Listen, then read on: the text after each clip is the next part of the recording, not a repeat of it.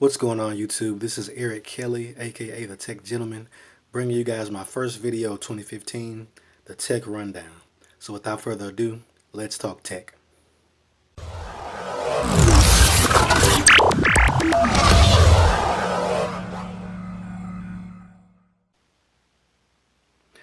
So guys, this is going to be a rundown of some of the best tech that I got in 2014. Sort of a review of my tech life in 2014. Some tech, some gadgets, but without holding up, I'm going to go ahead and get started.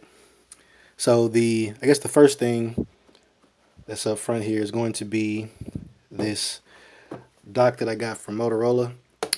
It's normally 30 bucks, but Motorola was having a clearance sale and I got it for 10 bucks. And I don't have a Motorola device, but just the actual stand itself is great.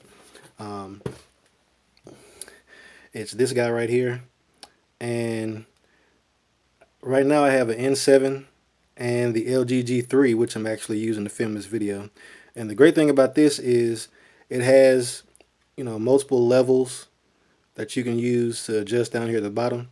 So if I'm setting the device in here, say, let me grab my N7 right quick as an example. And it'll fit bigger tablets as well, so that's another one of the things I liked about it. But say if, I've got my device and I'm sitting it in these little grooves here, so I've got one angle, a secondary angle, I consider that. You can see from the side here that it has plenty of, it's at a steep enough angle where you don't have to worry about it slipping out. But the cool thing about this guy is that it has these little arms up top here. So you can flip these out, and they have little soft touch rubber here on each of the arms. So now it's almost like you have an additional height level. And I found this to be great for when I'm watching a lot of content, YouTube videos, Netflix on my N7. And this rubber here at the bottom is so tacky. There we go. Use that laser autofocus. But it's so tacky that you can almost sit, your device anywhere in there, and it has little arms that come up to stop it. But you can pretty much sit your device in there pretty much whatever angle is comfortable for you, and it'll stay. And I guess a residual of having that extra level is, you have a little space where you can, sit something down. I'll show you guys here. You can actually sit something underneath there.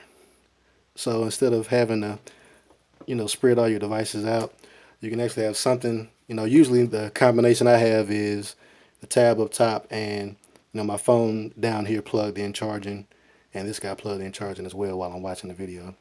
But that's this dock here for 10 bucks.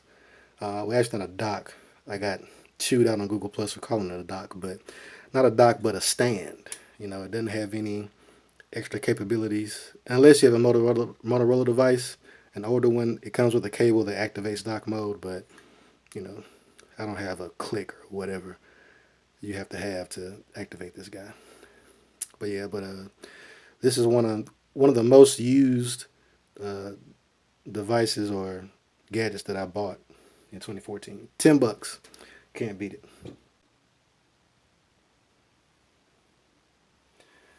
So the next device I have is a battery from Anker. It's a 10,000 milliamp hour battery, and it's probably one of the things I've been using the most. I got it this summer, and I didn't pay much attention to the price. I just kind of looked for, I knew Anker was a good brand. When I got this for like $22.99 or something like that on Amazon.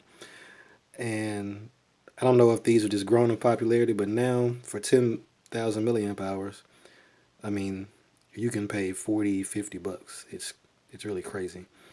But yeah, this guy has been a lifesaver. And what you get in the package is this nice little kind of nylon carry-on case from Anker. You also get a micro USB cable, but you can use whatever cable you want. Works with any standard micro USB cable. And the actual charger itself. So you have the Anker branding up top, and you have a button here flanked by 2 lights on each side, and you also have 2 USB ports. And this guy it has this IQ technology in it, and it'll kind of detect the type of device you're plugging in, and they can switch between charging it at 1 amp or 2 amps. So it's not just a dumb battery, it has some intelligence in it. And once your device is fully charged, it'll stop charging it. And if you hit the button with nothing plugged in, you'll get a battery status. So these lights will light up to indicate the battery status.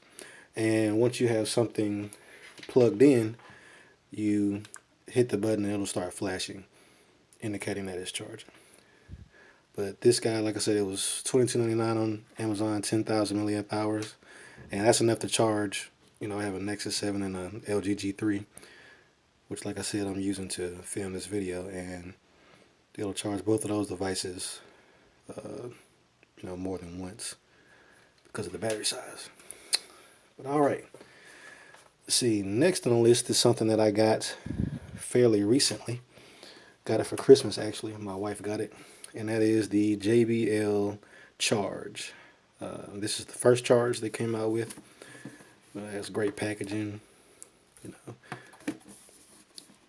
And I got the first one specifically because the price break on it was awesome. It's normally $150, but Best Buy had just started selling the Charge 2.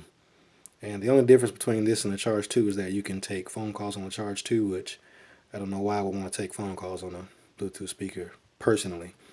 But because they just came out with the Charge 2, which is actually at the same price point as the original Charge, they had this guy on sale for 89 bucks. So, you know, 60 bucks off, I will take it. And it's, you know, JBL, you know, by Harman, you know, we know they know what they're doing with audio. And also, it actually charges your device as well. So it has a 6,000 milliamp hour battery inside of it that it uses to play music, but also you can plug your device in here and actually charge it up. So let me show you guys what that looks like.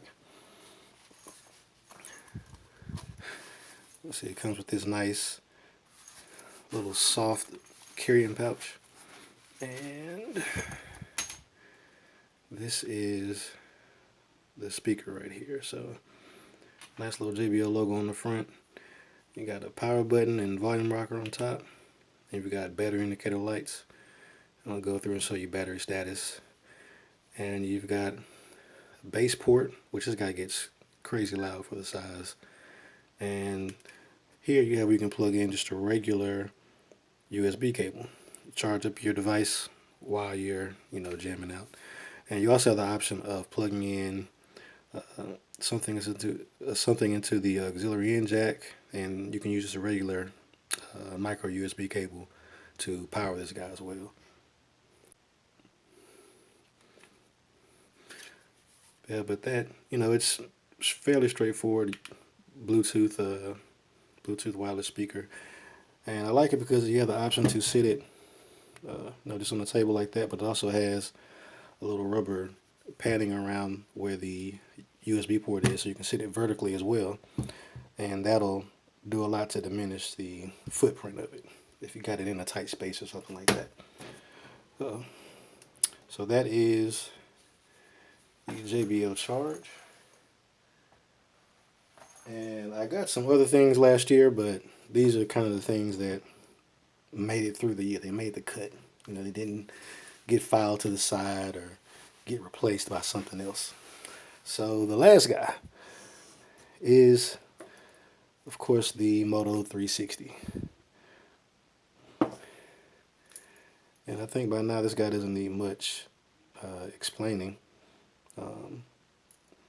It's a smartwatch, and originally when I had my Galaxy Note 3, this guy came in really handy because the Note 3 is a little bit bigger phone, And getting all of my notifications on here versus, you know, having to pull up my phone every single time I got a notification, you know, that's just irreplaceable. I mean, I noticed the battery life of my Note 3 was lasting longer, and also, you know, I just became less and less dependent on my phone, because when this guy's connected, I've got my phone in airplane mode because I'm using it to record this video right now. But I mean, you can use your voice to reply to text messages. You can read emails. You can actually kind of manage your messages and notifications as well. So if I want to, you know, get to the point where I'm going to swipe this guy away, or I can, you know, block notifications altogether so I never get them. But if I want to swipe something away, I can, and it disappears on the phone as well. So if I want to swipe to the right and swipe to the way, you can see it's dismissing that notification.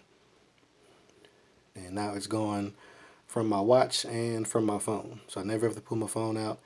And you can also delete, you know, emails, delete text messages. You know, you really don't have to pull out your phone to do a lot of things. You know, you can manage music. You know, you can do navigation, use it for all the Google Now voice commands. It's really, you know, really just a convenient device. You don't have to have it, but it's, you know, I ended up using it and needing it in a different way than I thought I would. Initially, I thought, like, oh, this would be something cool to have, you know, basically a watch where you can customize the watch faces, which that's true, but mostly the biggest benefit I get out of this guy is, you know, just being able to glance at my wrist for a notification and know whether or not I need to pick up my phone. I have all the information at my fingertips. Even when I don't have this guy on, you know, I hear my phone go off, and my first reaction is to look at my wrist, like, oh, what was that? Do I even need to get up? Do I need to stop what I'm doing? Do I need to, you know, if I'm getting a phone call, is it somebody I care about? You know, if it is, go ahead and swipe to answer it. And I usually have on a Bluetooth headset of some sort that I use to answer my phone call. So do I swipe to answer it or swipe to ignore it? You know, it's just been great. Like I say, not a necessity, but, you know, sort of a niche device that is just convenient to have. But that is my, I guess, my rundown for 2014 and the devices that made the cut, that made it through the year, didn't get replaced by something else, and really, you know, they aren't terribly expensive, and you know, I find a lot of convenience in having them in my everyday life. But that's going to be it, guys. Uh, like I said, it's 2015. I'm going to post more videos, and I'll see you guys in the next one. Peace.